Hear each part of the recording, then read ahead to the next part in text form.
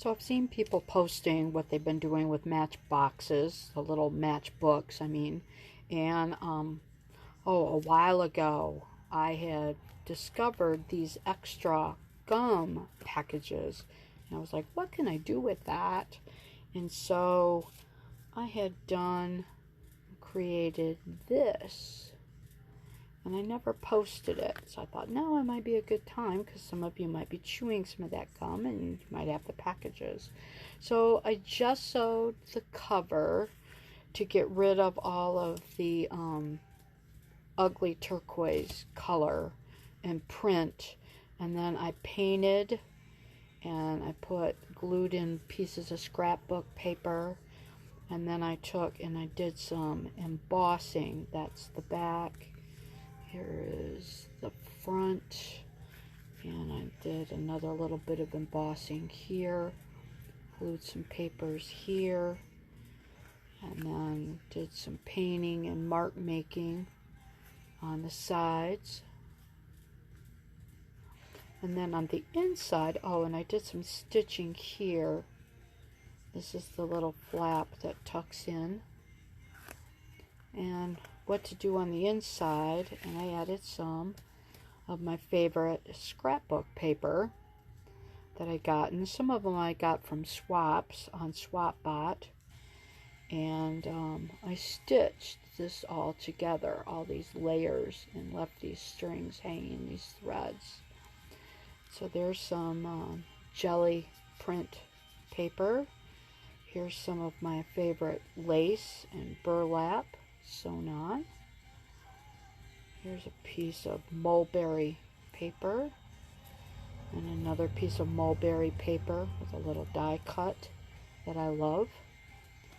Here's some tea that I got on a swap that I really liked. I love that tea bag, so I kept it. Here's another little piece that I got from a swap. Here's another piece of lace and a piece of deli paper painted on, and another piece of painty paper, and a jelly print with a cat die cut.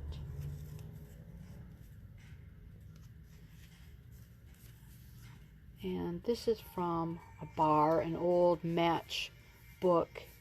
It's got Nan's Bar, and I liked it because on the back had all these little things on it. This is a piece of handmade paper someone gifted me, and some of my cap from a red bottle of wine that I like. I think it's Apothic Red. Here's an inky piece of paper that I loved. Some little stars cut out. One of my favorite teas that I like to drink. And another little piece of paper with a note on it and some stitching and some ribbon. Another piece of little lacy ribbon.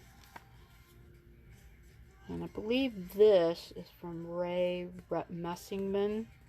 I believe that's one of hers that I really liked from her mark making. And then someone gifted me this and used as a stencil, and I thought it was too cute to use as a stencil, so I added it here. You can see here the stitching, where I've stitched it together, and the stitching all came through. I used a heavy-duty needle to stitch as I went along, and then I just take that pad of paper and I put it back in, and it's supposed to go in easy. And then I just got this little thing that I can add to a journal or just sit out on my desk and look at some of my favorite painted papers.